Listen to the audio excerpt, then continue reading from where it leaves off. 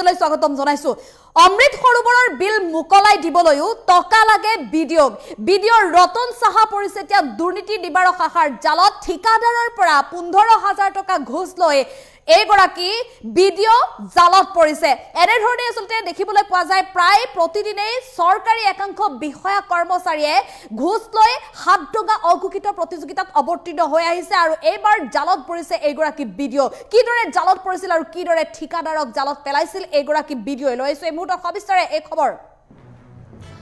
15,000 টকা ঘোষ লৈ হাতেলোতে গ্ৰেপ্তাৰ বিডিঅ' ৰতন কুমাৰ সাহা। বিডিঅ' গৰাকী এগৰাকী ঠিকাদাৰক দাবী ধমকি দিছিল বিল মুকলাই দিয়াৰ নামত ঘোষ বিচাৰি। অমৃত সৰোবৰৰ বিল মুকলাই দিয়াৰ নামত ঠিকাদাৰৰ পৰা ঘোষ লৈছিল এগৰাকী বিডিঅ'ই। গোলকগঞ্জৰ খণ্ড উন্নয়ন বিষয়া ৰতন কুমাৰ সাহা।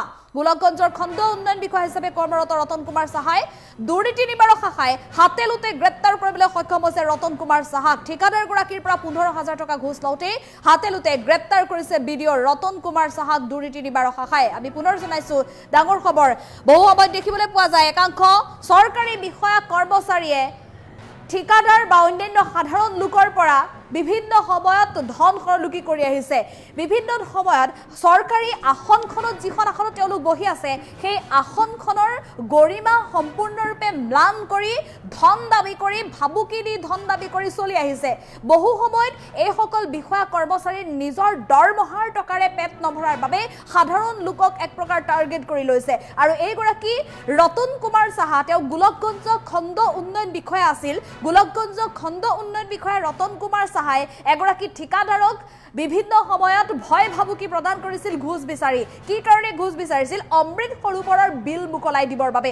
অমৃত সৰোবৰৰ কাম কৰা যিগৰাকী ঠিকাদাৰ আছিল বহু দিনতে তেওঁ নিজৰ কাম সম্পন্ন কৰিলে, কিন্তু কাম সম্পূৰ্ণ হোৱাৰ পিছতো খণ্ড উন্নয়ন বিষয়াগৰাকীৰ যিহেতু বিল মুকলাই দিয়াৰ দায়িত্ব থাকে, কিন্তু বিল মুকলাই দিয়া নাছিল। অহা যোৱা কৰি কৰি খণ্ড উন্নয়ন বিষয়াৰ কাৰ্যালয়লৈ অহা যোৱা কৰি কৰি ভাগৰি পৰিছিল ঠিকাদাৰগৰাকী। আৰু অৱশেষত এইগৰাকী বিডিঅ' ৰতন কুমাৰ সাহাই ধন দাবী কৰিছিল ঠিকাদাৰগৰাকীক। 15,000 টকাৰ ধন দাবী কৰিছিল আৰু 15,000 টকাৰ ধন নিদিলে বিডিঅ'গৰাকীয়ে বিল মুকলাই নিদিব বুলি এক প্ৰকাৰ ভাবুকি প্ৰদান কৰিছিল ঠিকাদাৰগৰাকীক। লগে লগে ঠিকাদাৰগৰাকীয়ে যোগাযোগ কৰিছিল দুৰ্নীতি নিবাৰক শাখাৰ সৈতে।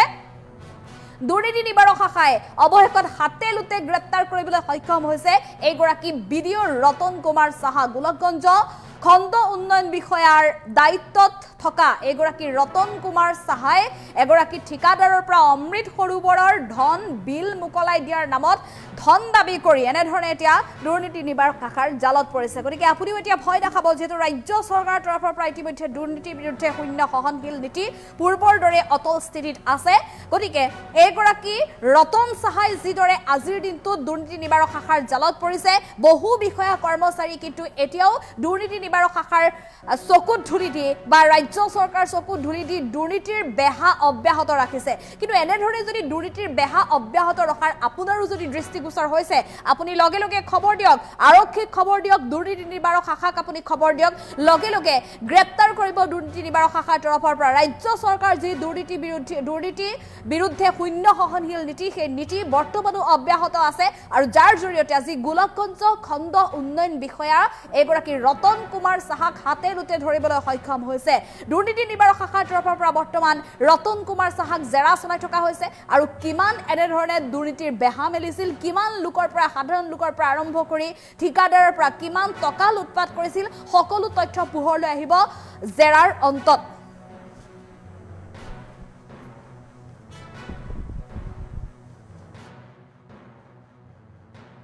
তাৰ পিছত শুনিলোঁ মানে CM ভিজিলেন্সৰ মানুহ আহিছে আৰু CM ভিজিলেন্সে অলৰেডি 30,000 টকা কাৰোবাৰ হাতত দিছে। হাতে মুখে মানে বিডিঅ' ধৰা পৰিলে আৰু এইটো নাজানো কামটো কিহৰ কাৰণে নাজানো, কিন্তু মানে CM ভিজিলেন্সৰ পৰা টকাটো লৈছে আৰু CM ভিজিলেন্সে হাতে মুখে ধৰিছে। গতিকে এইটো কাৰাপশ্যনে হয়, আগৰ পৰা কাৰাপ্টেড, মষ্ট কাৰাপ্টেড বিডিঅ'। সাধাৰণ এটা জব কাৰ্ড খুলিলে 100 টকা লাগে, অফিচৰ মানুহে কয় মানে বিডিঅ' ছাৰক 100 টকা দিব লাগে। এতিয়া ধৰক 11টা জিপি আছে, যদি পাৰ জিপিত 100কে জব কাৰ্ড খোলে 10,000 টকাকৈ 11টা জিপি 1,10,000। আৰু জব কাৰ্ডৰ কিবা ডিমাণ্ড হ'লেও তেওঁ 1% লয়। এতিয়া আপুনি এজ পাৰ কেলকুলেশ্যন 4,320 টকা হয়, মানে 4,320 টকাই তাক দিব লাগিব, 20 টকাও কম নলয়। এনেকুৱা কাৰাপ্টেড, বহুত কাৰাপ্টেড।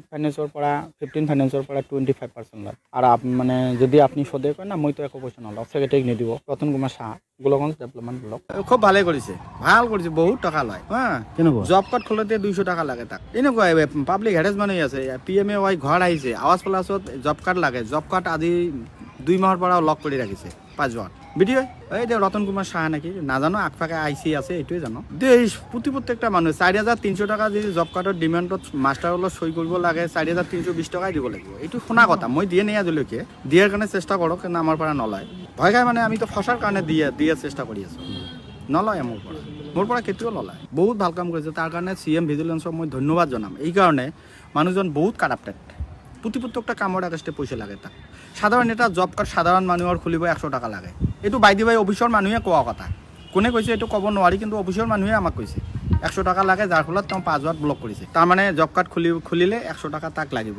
আজি যদি 20 কোৱা গ্ৰাম পঞ্চায়তত 100 ঘৰ আহিছে সে 10,000 টাকা তেওঁ পাই গ'ল এনেকুৱা 13 আমাৰ 11টা জিপি আছে 11টা জিপিৰ পৰা 10,000 কৰি আহিলে কিমান আহিল 1,10,000 আহিল এইটো কমাৰ্চিয়েল অংক কালে মানে পইচা লাগিব পইচা হ'লে লাগিব তাক খুব ভালে কৰিছে ভাল কৰিছে